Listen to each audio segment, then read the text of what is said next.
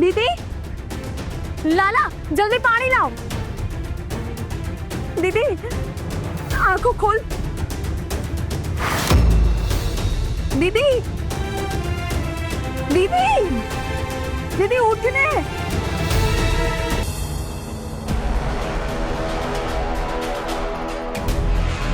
आले पकड़ तारो सामान ने निकल અહીંયાથી। રાહુલ પ્લીઝ, હું આ ઘર છોડીને નહીં જાઉં। દાદુ સાચું કહેતા હતા, લાતોના ભૂત વાતોથી ના માને।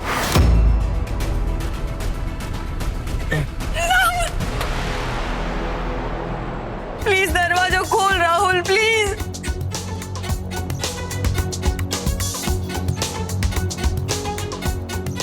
યસ ડાર્લિંગ, બોલ। એ કામ વાળી તો ગઈ।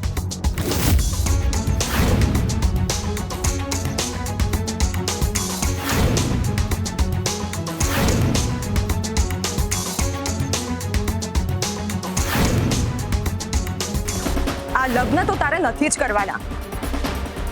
પાછળના રસ્તેથી હું તને બહાર ભગાડી રહી છું અને આજે તું ત્યાંથી ભાગી જઈશ।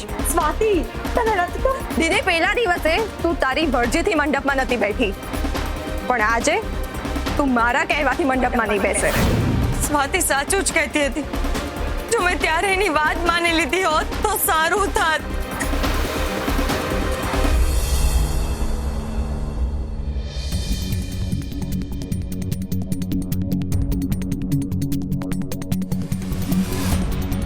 અત્યાર સુધી બહુ રાહ જોઈ, પણ હવે નહીં। હવે કતો રૂપિયા આલો તો ઘર ખાલી કરો। ફક્ત 48 કલાક છે તમારી જોડે, એટલે કે 2 દાડા।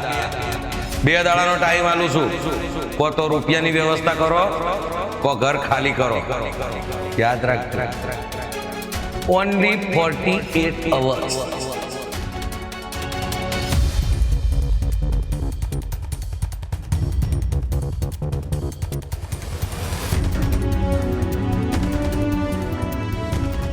ના, હું મારા કારણે મારા આખા પરિવારની પથારી નહીં ફરવા દઉં। આ મુશ્કેલી મેં જ વરી છે તો આનો ઉકેલ પણ હું જ લાવીશ, ગમે તે ભોગે।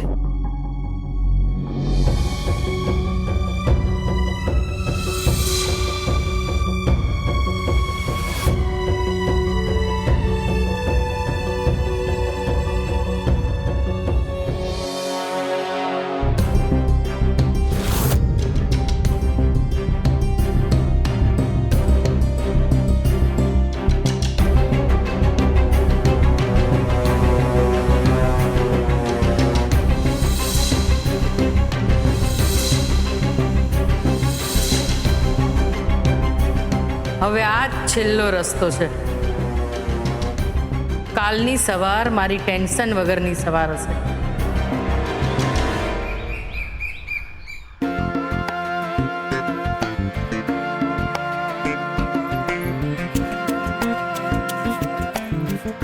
બધી તૈયારી થઈ ગઈ ને?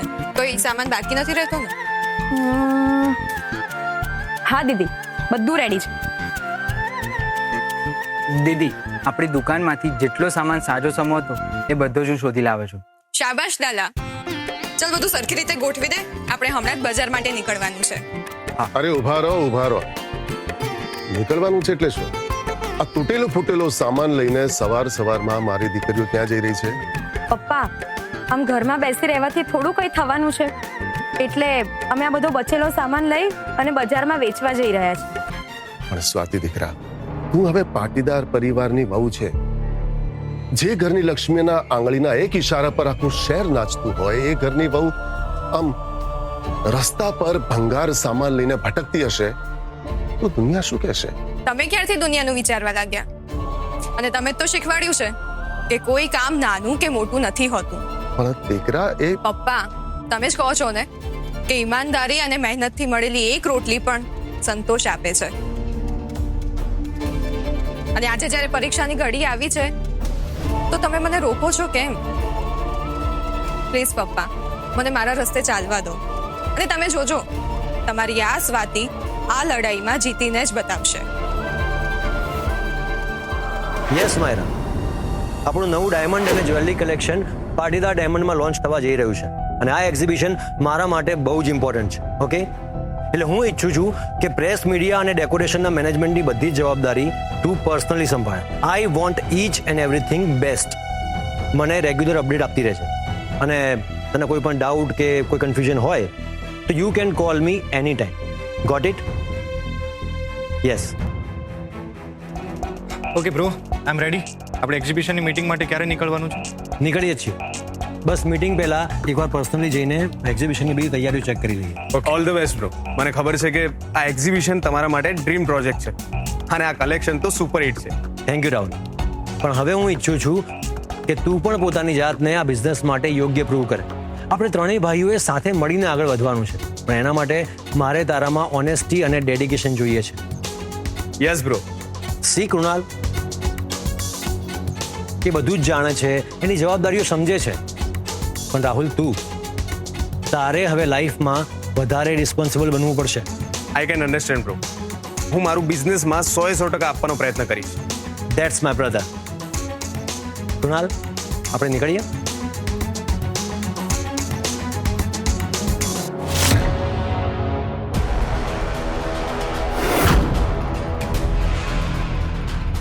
કાલે સવારે એક્ઝિબિશન છે, એટલે જે પણ કરવું એ આજે રાત્રે જ કરવું પડશે. પાટીદાર પરિવાર અને પાટીદાર બિઝનેસ બંનેમાંથી એક પણ નામ ના બચવું જોઈએ. સમજી ગયો ને? Very good.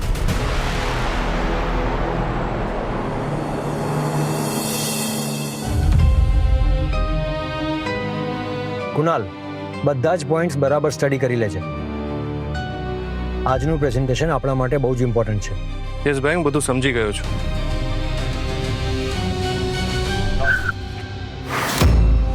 શું થયું? ગાડી કેમ ઊભી રાખી? સામે જો, આપણા ઘરના મેઇન ગેટની બહાર મેળો કેમ જામે છે?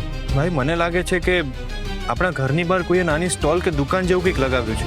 પણ આટલી હિંમત થઈ કોની કે આ રીતે એનો સ્ટોલ અહીંયા મૂક્યો?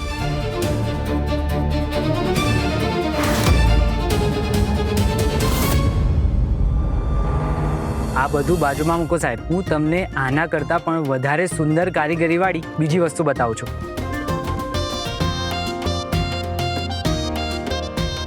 ભાઈ, આવું અદ્ભુત કામ તો મેં મારા આખા શહેરમાં ક્યાંય નથી જોયું.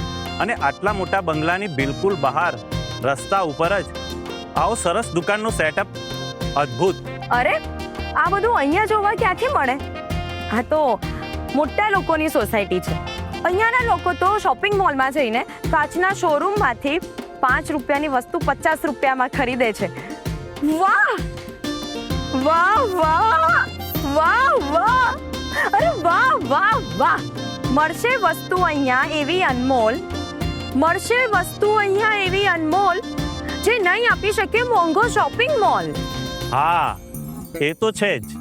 હા, પણ હવે એ લોકોને કોણ સમજાવે કે સાચી કલાકારી એસી વાળા મોલમાં જોવા નથી મળતી. એને તો ગરીબ કલાકારના પરસેવામાં શોધવી પડે છે. બસ આમ ખાલી નજર નાખે ને તો તરત જ ખબર પડી જાય કે આપણી આસપાસ જ રસ્તા ઉપર આવી અનમોલ વસ્તુનો ખજાનો પડ્યો છે. એકદમ સાચી વાત કરી.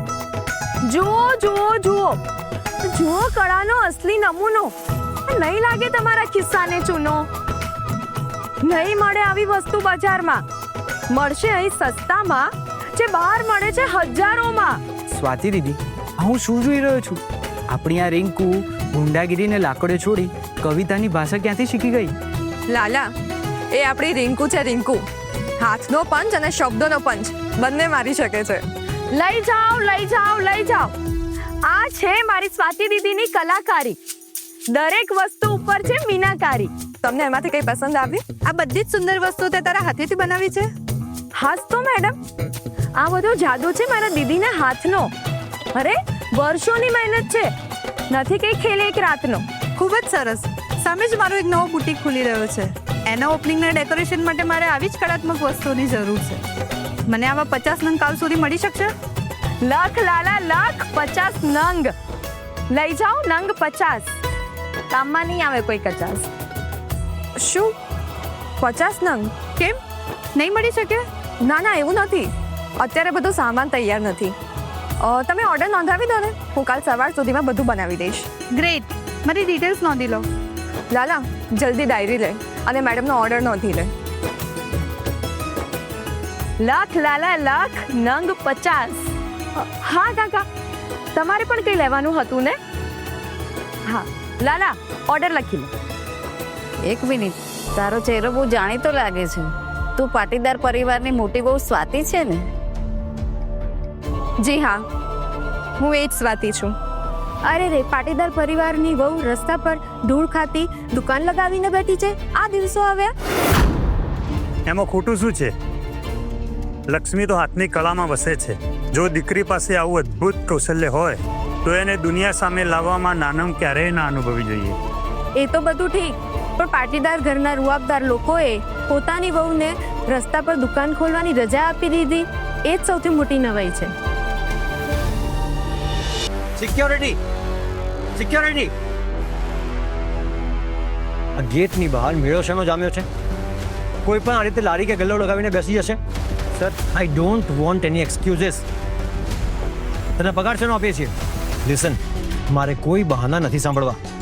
હમણાં ને હમણાં આ બધું હટાવ. ભાઈ, અત્યારે ગાડીમાં બેઠા બેઠા ગરમ થવાથી કોઈ ફાયદો નથી. ચાલો આપણે પોતે જ બહાર જઈને જોઈએ કે કોણ છે. જ્યારે મારે મોડું થતું હોય ને ત્યારે જ દુનિયાની બધી મુસીબતો મારી સામે આવીને ઊભી રહે છે. Let's go.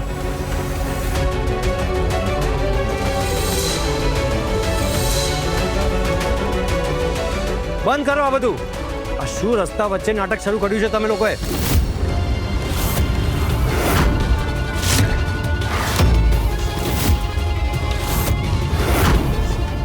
સ્વાતિ,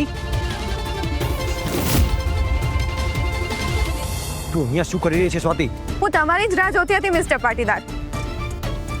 એકદમ સાચા સમય આવ્યા છો. બોલો, પૂજા માટે તમને શું આપું? આ માટીનું કોડિયું કે પછી માટલી?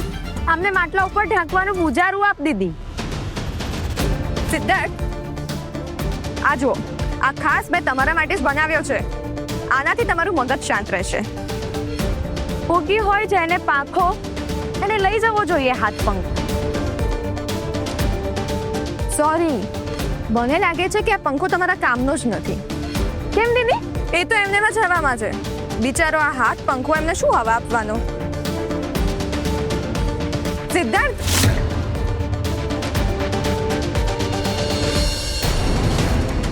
તારું મગજ તો ઠેકાણે છે કે નહીં સ્વાતિ? પાટીદાર હાઉસના ગેટની બહાર આ તું કેવો ધંધો લઈને બેઠી છે? જો તમે ગુંડાઓ મોકલીને મારી દુકાન તોડાવી શકો છો તો હું મારી કળાના જોરે ફરીથી નવી શરૂઆત કેમ ના કરી શકું? આ મારી નવી દુકાન સરસ્વતી પૂજા ભંડારનું નવું સરનામું છે.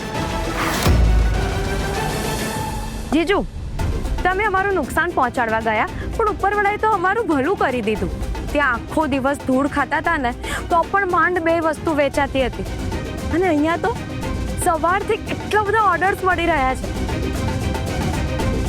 એમ પણ પેલું કયું છે ને, આને વાલી મુસીબત સે મત ડર, आने वाली मुसीबत से मत डर, मुसीबत की वजह से ही मिलेंगे ऑर्डर.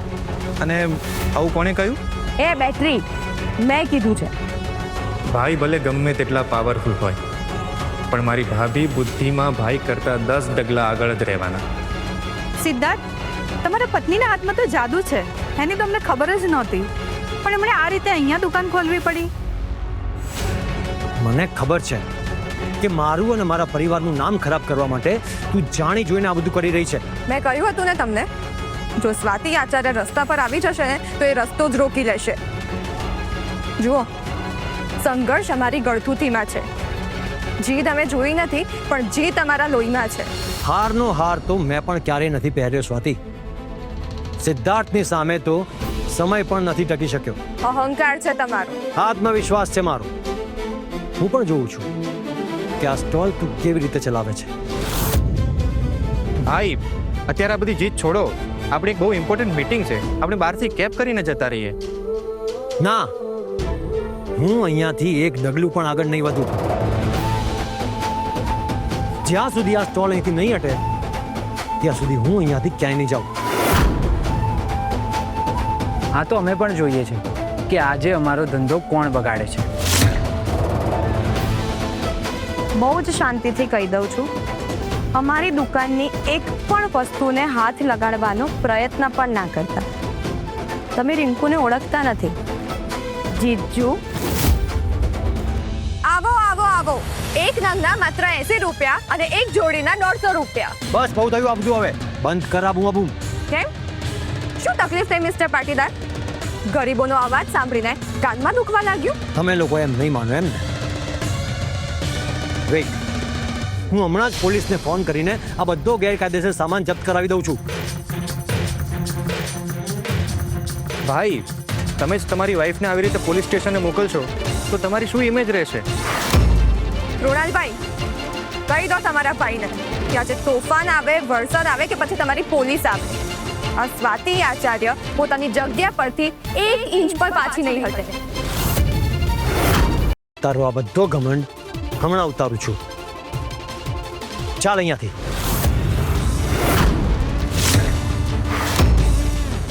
રિંકુ, તું અહીંયા જ રહેજે અને દુકાન સાચવજે. આ માણસ મને ગમે ત્યાં લઈ જાય, હું હાર નથી જ માનવાની. તારે મારી સાથે ઘરની અંદર આવવું જ પડશે. બહુ થઈ ગયા તારા નાટક. હાથ છોડો મારો.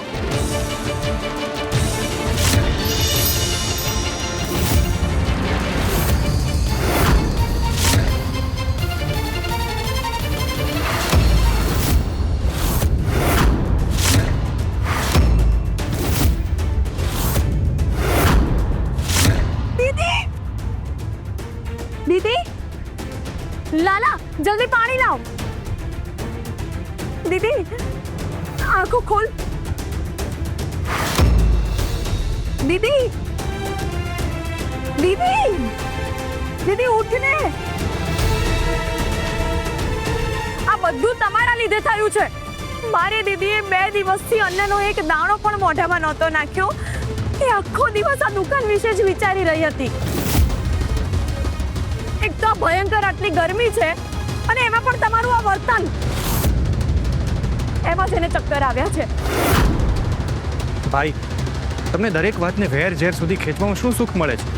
અરે પણ મને કેવી રીતે ખબર હોય કે આ 2 દિવસથી કંઈ ખાધું નથી? જો આજે મારી દીદીને કંઈ પણ થયું છે ને તો હું ભૂલી જઈશ કે તમે મારા જીજાજી છો. રિંકુ, રિંકુ, પ્લીઝ અત્યારે ગુસ્સો ના કરો. સ્વાતિ, ઉભા રહો. તમે મારી દીદીને ક્યાંય નહીં લઈ જઈ શકો. મારી દીદી પોતાની મરજીથી અને સ્વાભિમાનથી એ ઘર છોડીને નીકળી હતી, એટલે દીદીની મરજી વગર તમે એ ઘરમાં તો પાછી નહીં જ લઈ જઈ શકો.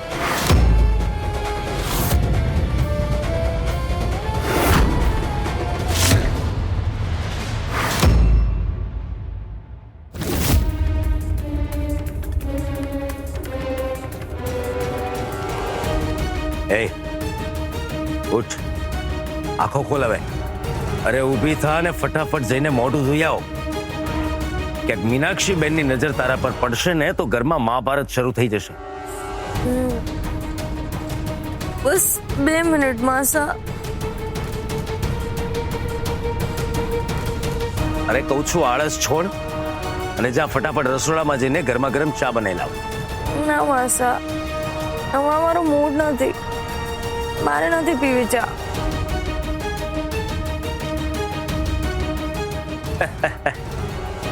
તારા માટે ચા બનાવવાનું કીધું જ નથી. આ મીનાક્ષી બેન જાગે અને એમનું માથું ફાટે પહેલા એમના માટે ચા બનાવવાનું કહ્યું છે.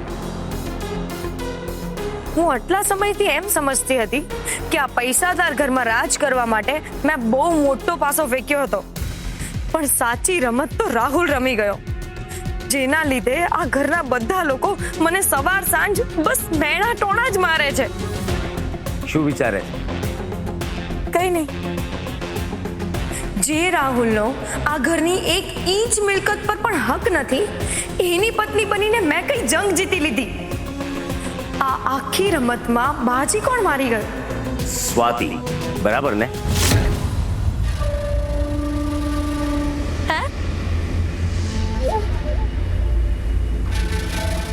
એટલે હું આ બધું જોરથી બોલી ગઈ? હા, તારું મોઢું બંધ હતું, પરંતુ તારી બળતી આંખો ચીસો પાડી પાડીને કહી રહી હતી. રૂપા, હું બરાબર સમજી શકું છું. અત્યારે તારા મન પર સાપ ફરી રહ્યા છે, પરંતુ હવે આ રીતે નસીબને રોઈને કોઈ ફાયદો નથી, કારણ કે સ્વાતિ તારા કરતા 4 ડગલા આગળની ખેલાડી નીકળી. એને તો હું છોડીશ નહીં.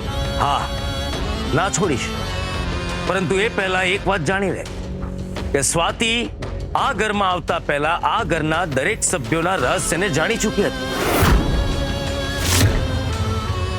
શું? હાસ તો સ્વાતિ જાણતી હતી કે રાહુલ પાટીદાર પરિવારના લોહીનો સગો નથી, છતાંય એણે તારી સામે મોઢું ના ખોલ્યું. વાત કરી રહ્યા છો તમે? સ્વાતિને આ બધી જ ખબર હતી? હાસ તો તને શું એમ લાગે છે કે આ ઘરમાં એ પૂજા પાઠ કે ઘરના વાસણ કપડા સાફ કરવા આવતી હતી? સ્વાતિએ આ ઘરની નોકરાણી હંસાને લાલચ આપીને સૌથી પહેલા પોતાના પક્ષમાં કરી લીધી,